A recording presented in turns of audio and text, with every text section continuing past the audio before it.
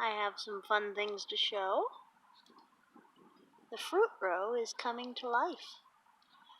This is my honeyberry or haskap's first spring, and despite very heavy deer pressure last year, they're both blooming. I didn't know if I would be able to save them from dying from the deer last year, so that's pollinator blue, or pollinator berry blue. And this is borealis variety, and you can see the flower right there. So it'll be fun to see how much pollination we get off of those, 10 or 12 blooms between the two of them. That's really cool. I'm also getting a lot of greening up happening. This aronia berry is so much happier since I moved it. They're supposed to not mind shade, which is great and all, but I think that the problem I was having with it wasn't so much the shade as it was just some dry soil. I don't think they like dry. So I moved it down here, happy as a clam. Got tiny little leaf buds on the plum, which, let's see if we'll get it to focus here or not. Oops, I caught the wrong thing in my hand. Which I find interesting because this kept its leaves on so late, like into the winter.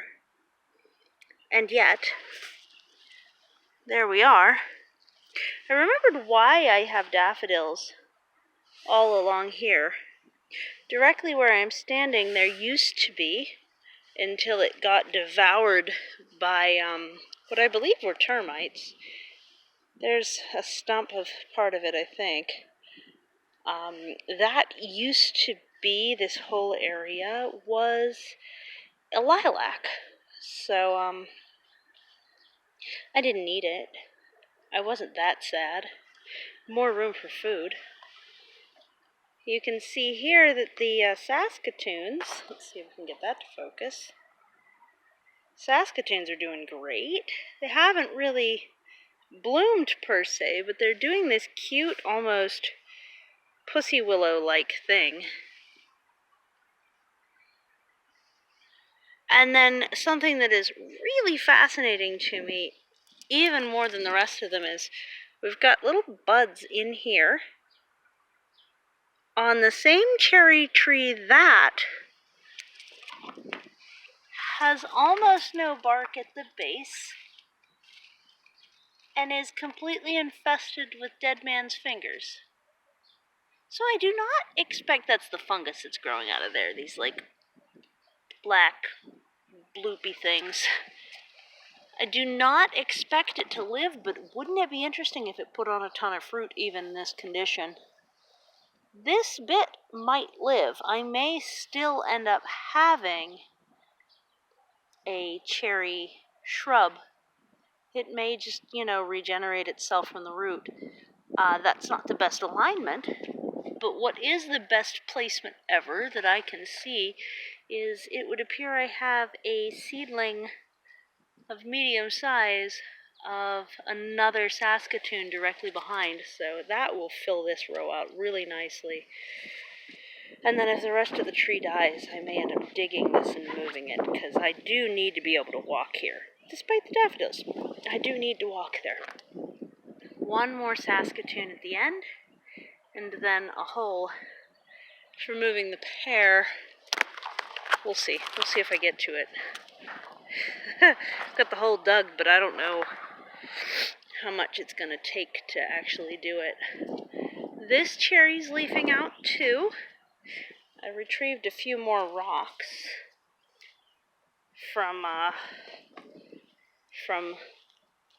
over here as I was digging out for giving away extra daylilies that I really didn't want, and also getting that pond ready. But this cherry that seems to want to die, well, let's see if we can get the lighting okay here. Here we go.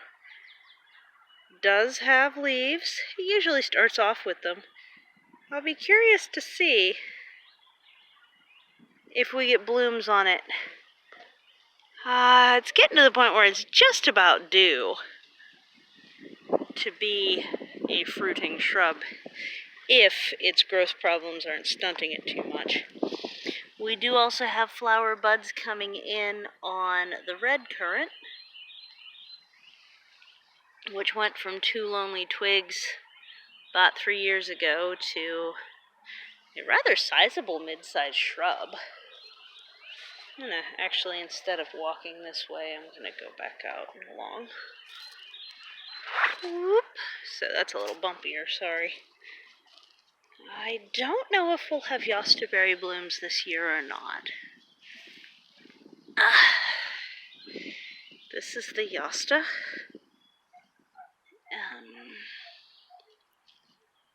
Yeah, I can't tell. Is it okay to admit that I'm thinking of doing another purchase? So I think I might put a columnar apple here, right in between the two. Since the cherry's struggling so bad, I don't expect it to get much more bigger than it is. So I think an apple right there would do well, and a columnar apple wouldn't be too aggressive. Then, yeah, I think at the end, in the wet spot, I'd do a few pawpaw eventually, but I do need to stabilize what I'm doing with that area first. I'm glad that this soon-to-be gap is filling itself in. That makes me really happy. That's great. But, I do have a couple of those, staghorn sumac that I placed in that hole there. And I'd like to not have those there long term. That was a holding space. But I would like to have this pear in that hole. The kiwi, the hardy kiwi, is leafing out. This is hardy acai, which is not great at producing fruit, but it also does not need a pollinator, so it's a balance. And I try to keep it not massive because this sucker can vine a good 50 feet easily.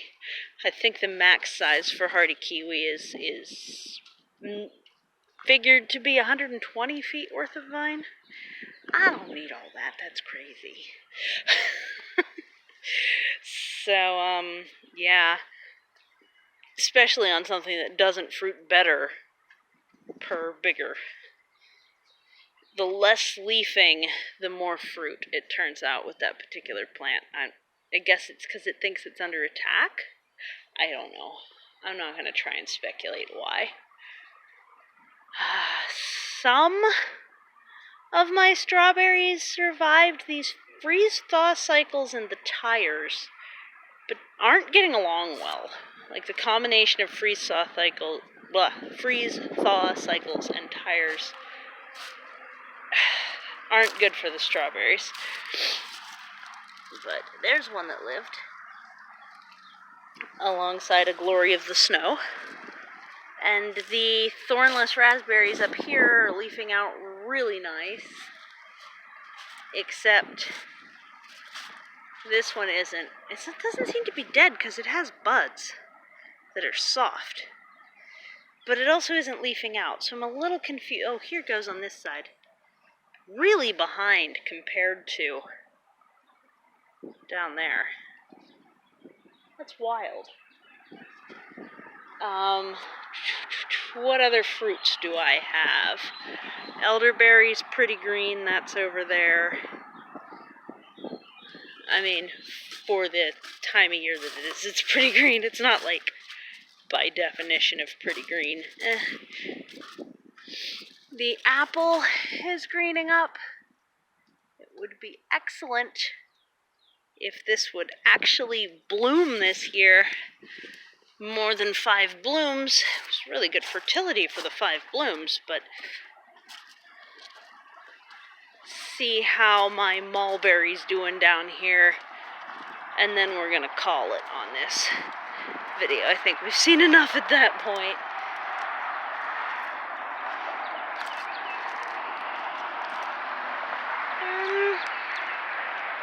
Not much on the mulberry yet. I see one bud that's swelling up, so it's not dead, but it's also not particularly vigorous right now either. Is this branch pinned down? Yeah, okay. Well, it's alive, but it was pinned down. Okay. Bummer. So, yeah. Oh, that's me standing up these days. I'm sore today. Oh yeah, there's raspberries over here too.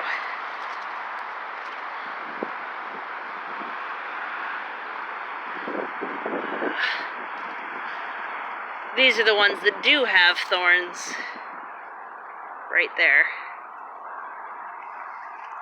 I don't know. Oh, and this is that, goose currant, the sour goose currant that I used to have in the back that was taking over everything. I put one in the other side of the raspberry patch.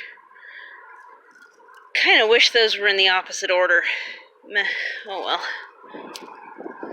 So, yep, that's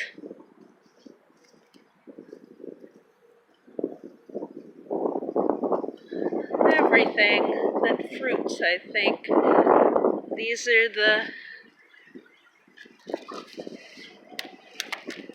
local variety of elderberry right here. So, there you have it. There's some stuff. I hope you find the stuff interesting. Yeah, these are all the same. I'd also like to send a maypop up that tree and just go ahead and plant a Concord grape. They're the only native grape that has been cultivated since we settled here, so since white folks settled this land. So that's kind of cool. I do really want one, or eventually maybe two. But there you go. All the different fruiting shrub type things around here. Hope that was a fun little tour and you enjoyed it. Bye.